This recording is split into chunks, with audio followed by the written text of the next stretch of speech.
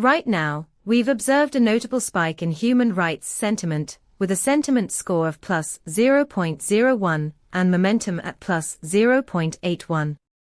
This is particularly interesting when compared to our historical baseline. It suggests a growing urgency or shift in public discourse around human rights issues that you won't want to overlook.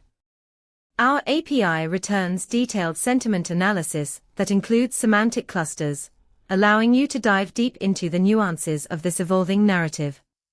For example, if you're developing a monitoring tool for NGOs, you can leverage this data to track shifts in sentiment over time and respond proactively to advocacy opportunities. Stay ahead of the curve with this actionable insight.